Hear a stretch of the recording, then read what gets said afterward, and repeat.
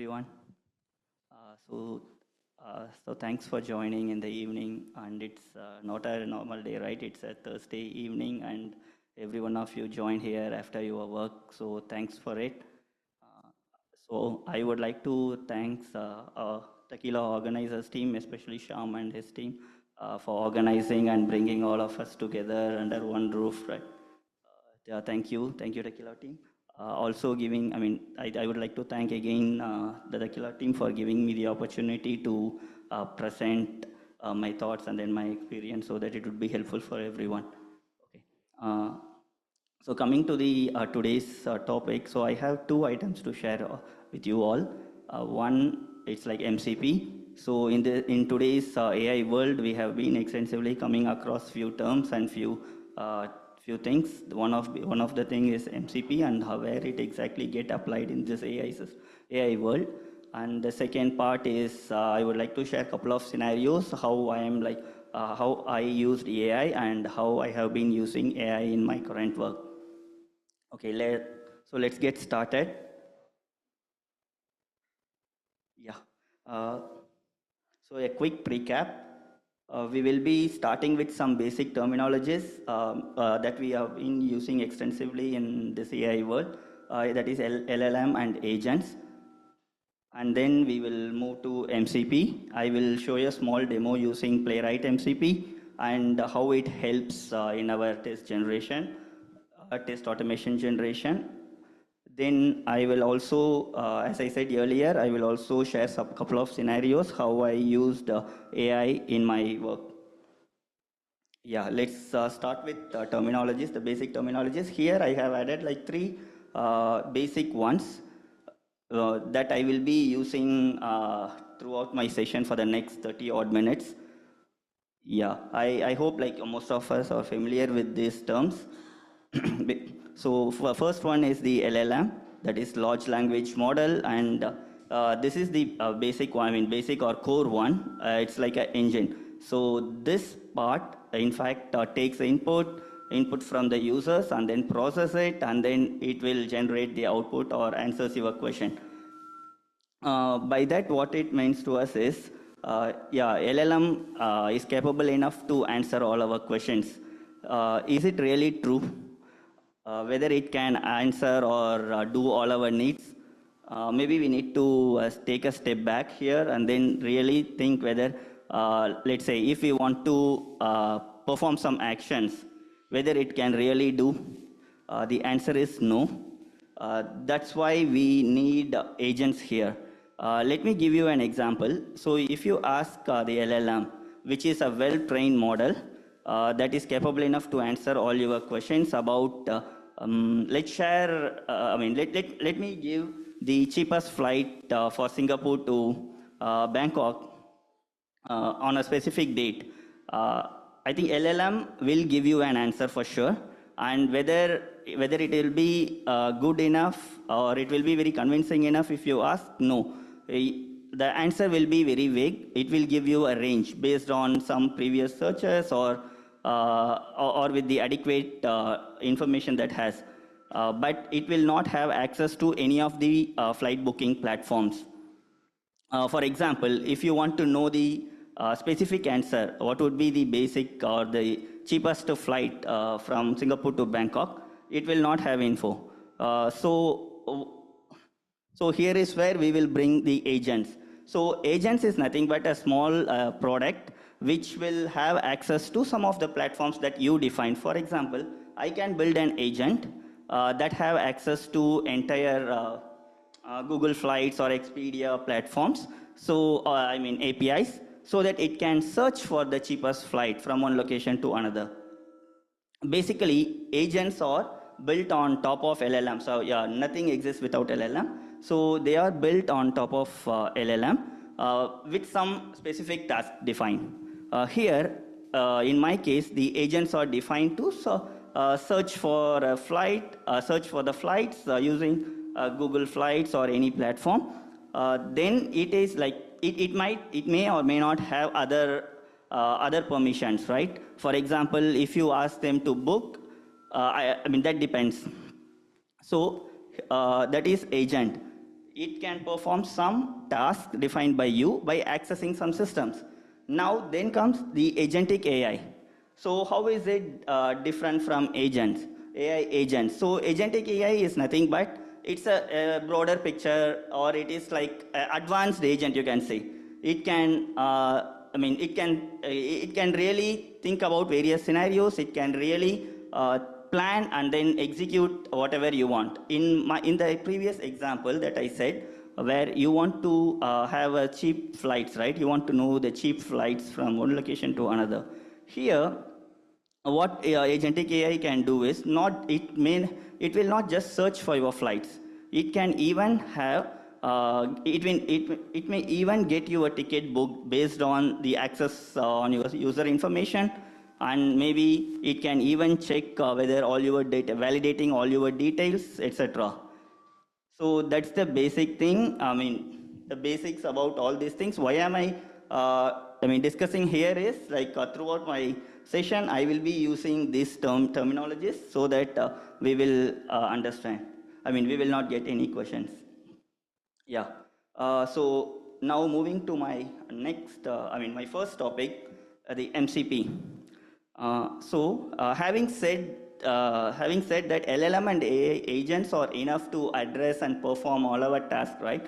Why do we really need MCP, and what is it? Let's take this example. LLM and agents, so let's say you want to query a database, and then LLM and agents are good enough to answer your questions when you provide the DB schema or the table structure and the columns, but yeah, it will give you the question, but will it evaluate or will it cross-check the query? No, because it will not have access to any databases.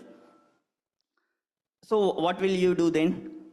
You just copy the query, run your any IDE or any editor, then execute it and then see the results. Then if it is matching, it's okay. Otherwise, you again go and give or ask the question, hey, this is not working, so rephrase or reframe it and then give me the correct results, right? So here, the limitation is your agent, whatever it is, cursor or cloud, anything, may not access your DB to evaluate the results.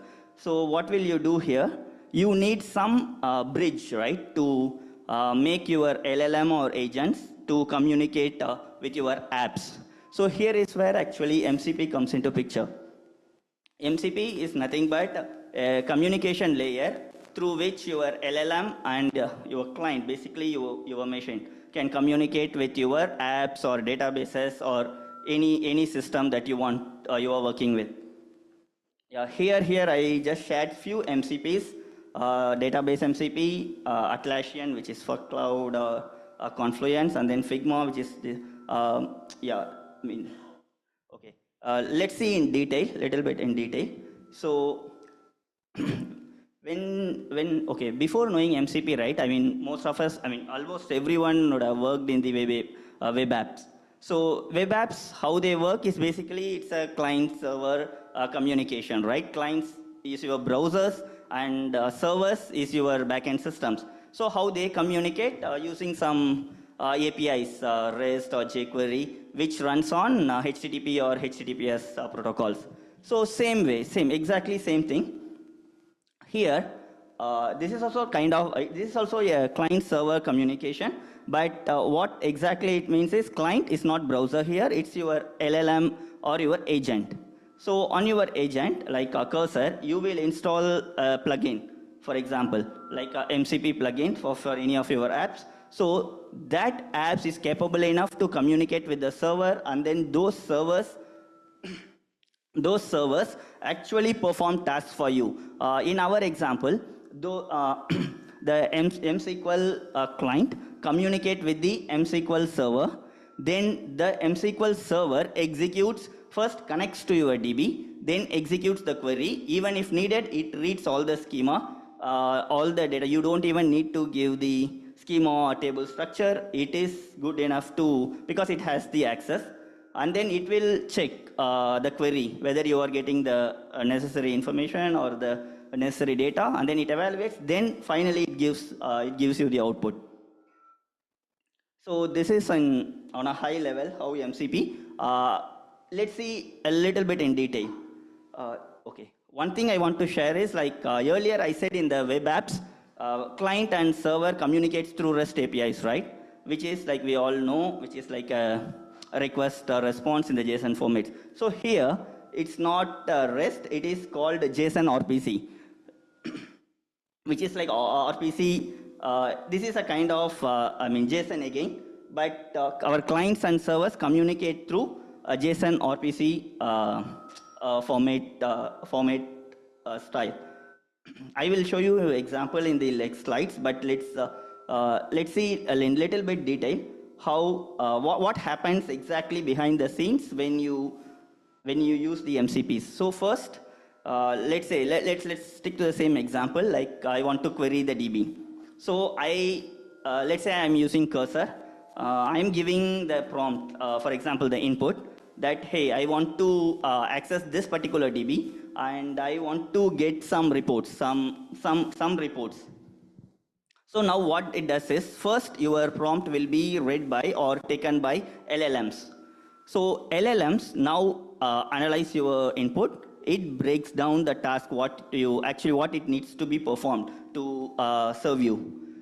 Then what it does is it will list it. I mean, it all happens within the LLM and MCPs. Okay, so LLM it lists all the details in some adjacent way. Then it shares those things to MCP client. So now MCP client, what it does is it gets the necessary information that LLM provided, right? That will have a very detailed way. So what is the command that we need to pass to the server, and then what should be the parameters, arguments, everything will be there. Now the MCP client converts those things to the JSON RPC structure. For example, let's say REST API, so you will format in the JSON way, right, the request. In the same way, it structures the request. Then it sends to the MCP server. Now here MCP server is the MSQL server. Now the MCP server now unmarshals it, seeing, okay, we got the request. Now let's see what we need to do. Then what it does is, request is very simple. We need to execute some commands to get the output. So it executes. First it connects to the DB, then it executes, and then see whether the query is giving the expected result. So it keeps on doing. Once it gets the output, then what it does is MCP server again passes the information output back to the MCP client. So now MCP client got the output from the server. Now it publishes to LLM. Now LLM analyzes it and then give it to the user in a way how they want, right? It could be in the simple English or, yeah. So this is how the MCP works in the backend. Now let me show you how it works in the Playwright. So before this, I want to show something. So I said, right, LLM will identify the commands. So the commands here, I meant, it's called tools. So let's take our example in the web application. So if your browser or the front end wants to communicate with the server, there has to be some APIs should be exposed, right? So then only front ends can make make a call to those exposed APIs. Same way, MCP servers expose the commands. Here we call it as tools. Let's see some examples here. Can everyone see? Okay. So, or I will say those. So, in our case, let's say I want to just open a browser and then navigate to a URL or a site. So first LLM analyzes the input. Okay, I will give in simple English. So it analyzes, it breaks down. Okay, first I want to navigate to the URL. First I need to open the browser and then navigate to the URL. So LLM is smart enough that it has context of what MCP it should be used. Here it is MCP. Then it also has the context of what are all the tools or commands that are exposed by the MCP servers. So here, the tools or commands that in our case, the LLM should use is, it's just navigate, browser navigate. Just make a note of it. I will show you what are all the different tools that are exposed by a Playwright. So LLM will drill down, will list down all the the commands with what are the parameters required to accomplish the task. Then it gives the details to MCP client. MCP client, you will be installing it in your agent. Now, MCP, what it does is it transforms the input given by the LLM to the JSON RPC structure. So you can see in the third here, the third one, which is marked as, okay, now you can see the cursor. Okay, here. So this is a JSON RPC structure, which is in the JSON format. What it has is method, params, all the things. Now this request is sent to the MCP server. Now MCP server receives it and then says, okay, I need to perform some actions. Uh, let's identify what are they. It's just a browser navigate. So on the back end, what it does is it will see whether a browser is launched. Yes, if it's not, it opens the browser and then it just navigate to the URL. And where all these actions will be performed, it can be remote, it can be even in your local machine. So it's basically, it is invoking a Playwright server to execute the list of actions. So you can even make it work in your browser. I will show demo later. So yeah, once the browser is launched and then we navigated to the URL, then it will collect the information, whatever is asked. Let's say if I am asking, hey, get the locators or IDs of that particular element. Yes, it will get all the locators and then it will send back to the MCP client in the JSON RPC format again. So that you will see in the 10th, number 10. So this is the response, a kind of sample response sent by server to MCP. Now MCP, what it does is it converts this JSON RPC response into a simple format that your LLM can understand. So what LLM does is, LLM, okay, got the info, now it knows. Your LLM knows, okay, what should I respond to the user? What's the actual question, whether I got the user or I got the answer or not. Once it is done, it will prompt the user back with the response.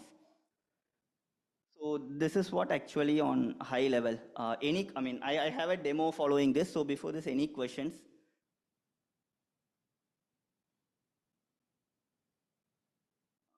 Okay. Maybe question. Okay. Maybe if I show the demo, I think you will understand. Or okay. So I said about the commands or tools, right?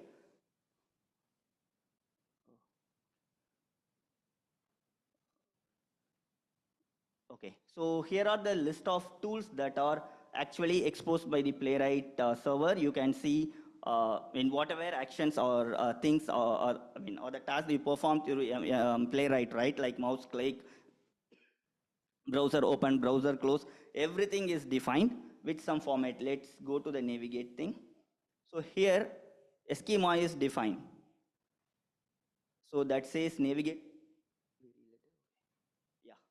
So schema, what is it called? Is a browser navigate. So this is the actual tool ID that your LLM and your MCP client pass to MCP server.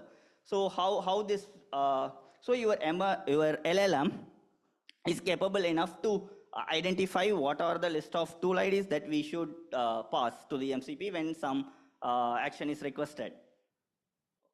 Okay. Let's stop it here. Let's go to demo. Okay, I disabled my MCP for now. So in the demo, what I'm going to show is I am going to write some basic test uh, for a test app. I will show you like how cursor performs this without MCP and with MCP. So with MCP, what are all the advantages we gain? So I already copied all the prompts that I am supposed to give, but I will show the app. Yeah, so this is some basic testing app that is running on my local. Then I'm going to ask the cursor. So I'm going to use cursor for our demos, all our demos, to fill this form. So, I mean, basically write some tests to fill this form. So that's what I'm going to ask. Let's see, let's try it out without the MCP. Let me confirm the MCP is disabled.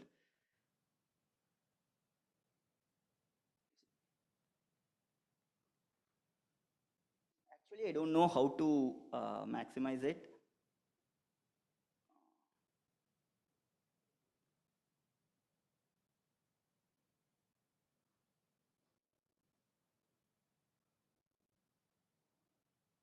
Okay, I think it is not. So I have the prompt here, what I'm going to do. So basically I'm going to, okay, it is not. That's why I'm getting all this. So basically what I'm going to give is, yeah, I mean, navigate to the localhost URL, then navigate to a couple of headers, then write a test to, I mean, verify there are forms and then try to submit, provide details to those forms and then write tests. So I specifically mentioned use IDs as locators and then use MCP if available. Let's see what cursor does.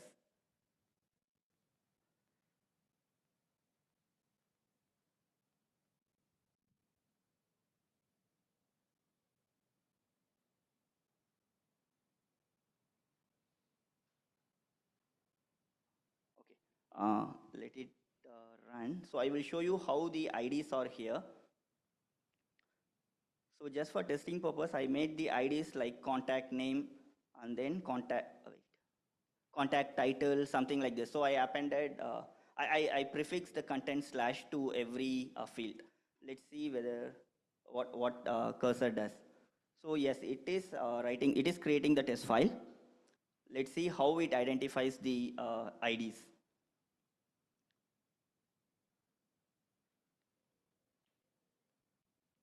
And then, so if you see the trick, right, cursor didn't give you some lame test, but what it does is, it is identifying, I mean, it is using the most commonly used locators. For example, in a form, this is how the IDs will look like.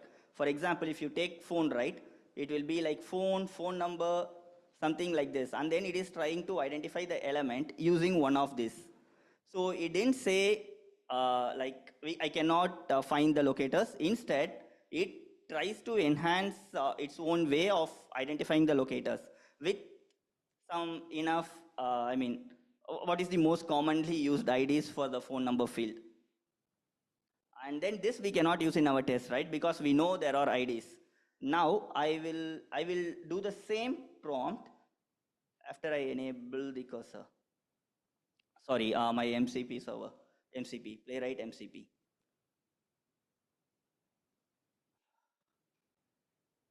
Okay. Here also you can see the tools that whatever is MCP server exposed is actually listed. That means your client is able to contact your MCP or communicate to the MCP server using this by invoking any of these tools. So I am going to give the same prompt after I, okay,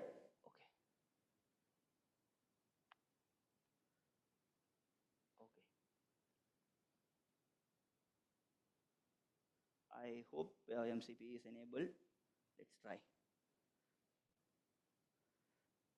Wait, let me delete, let me just delete this file. I don't need this.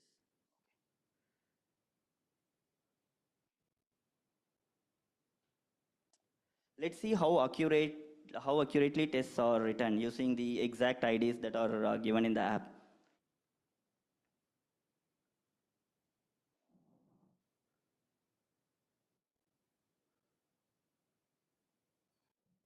Okay, now you see, so your server is trying to do some actions in your machine. So it is basically trying to run the browser. So the one of the tool that we are using, right, browser navigate. So this is getting invoked by your client, by your server. Now if I give run, you can see the actions actually happen. Yeah. So done. First thing, it is navigated like the URL. I mean, it has navigated to the URL that we requested. Now it is asking to, it is waiting to perform the click on one of the headers. I'm giving run. So now we are already in contact page. Now it is trying to see checking the IDs, checking the form element IDs. So it is now trying to get all the IDs that we asked our agent to use in our test. Now I am giving run again. So yeah, it if you see it has already collected the IDs of every field. So now it is going to the other tab, book now. So I actually asked to write to fill the forms in two of the header tabs. Yeah, so it is done. Now it is trying to get the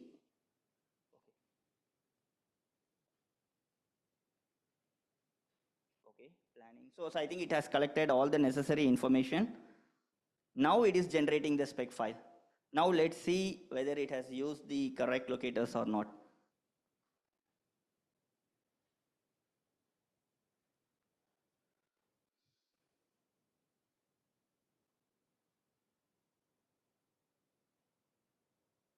Okay, done.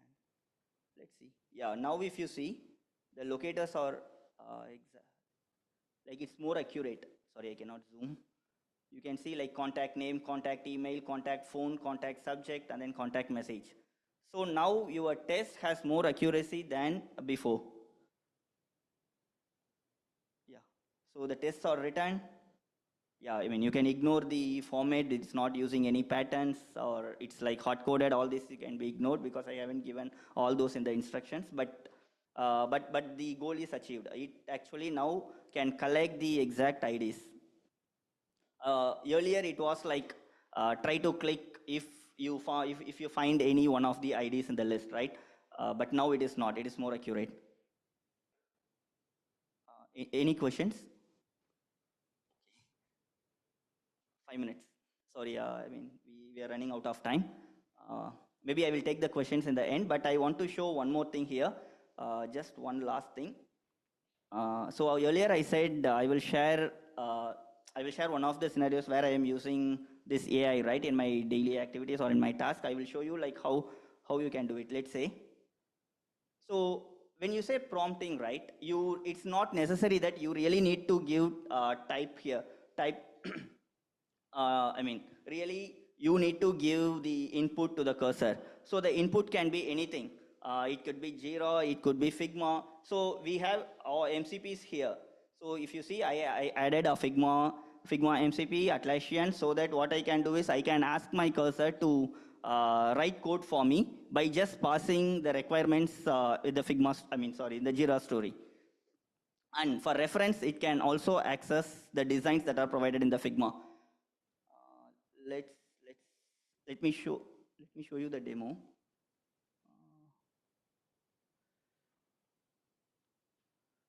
Yeah, here. So this is the actual code for our site, the test site that we are using. So I have the user story like this. So let's say like here I have it in MD format, but it need not be mostly it will not be in the document, right? Mostly it might be in the Jira or it will be in the Confluence somewhere. But it's all a document. So I am going to give this document uh, to my agent, to cursor, and then I don't have Figma now, so I have a screenshot for reference. Basically, what I'm going to do is in the home page, I'm going to add some events. Yeah, I will just give this also as reference, and then I'm going to give the prompt. So yeah, I'm going to give just a simple thing like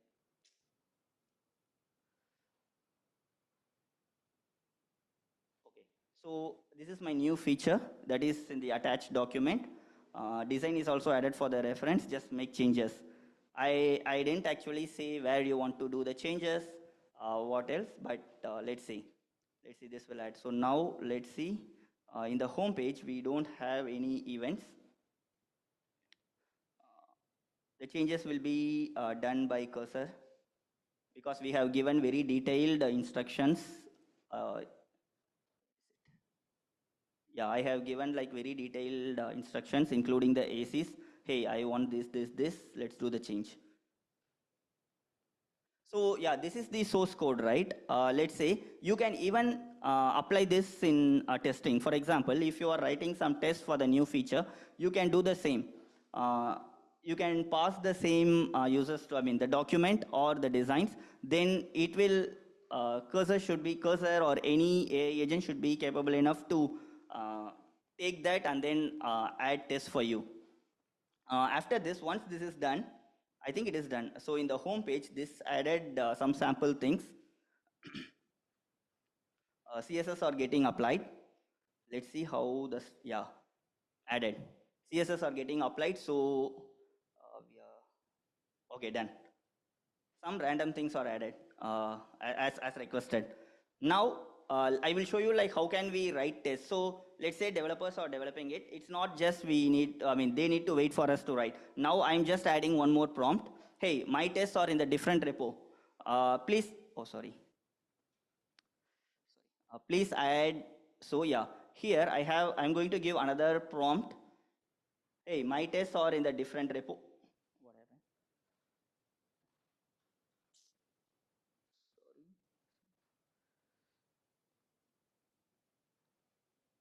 Okay. Yeah. So I'm asking my cursor to add playwright test for the same feature. Playwright tests are in the different repo. Yes, it is in a different repo. I will show you. Make changes to the feature and update the test. I even said which test you want. I mean, it has to apply. The changes are to be made. Let's see whether it is doing. So it is in the different window, different repo, but it can access that. So this is the repo I am expecting to make the changes, and this is the test, homepage test I have. Let's see whether it adds the test in the requested file. So yeah, this will take time. Maybe I will take some questions if you have any. Yeah.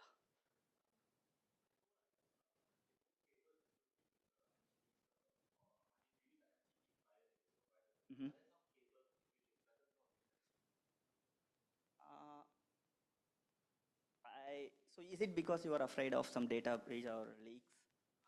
Okay. I think it is, I mean, I would say it is just assisting us.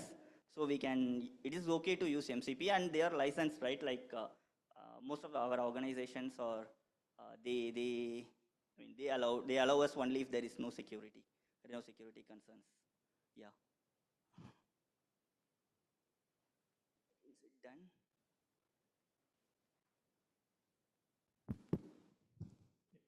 Any other Oh, question? any other questions? Oh, sorry, it is waiting for my action. Yeah, any other questions?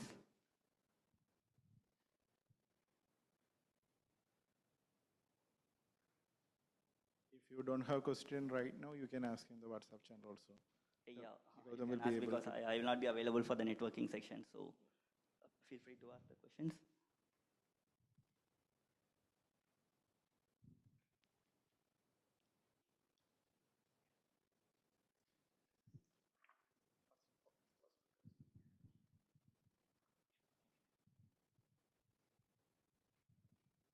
I see it is running, but yeah, for some reason it is taking more time.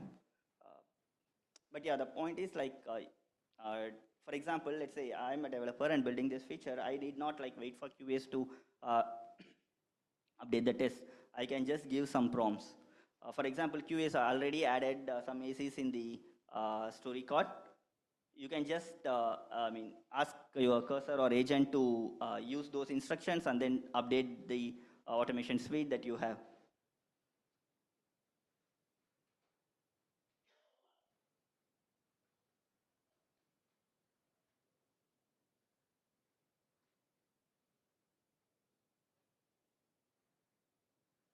Mm,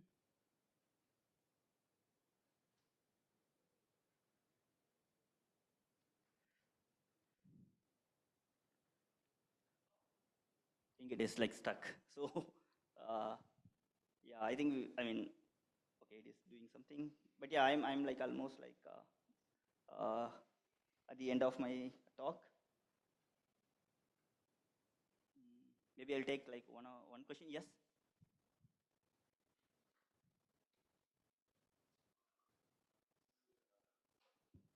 Hey, hi.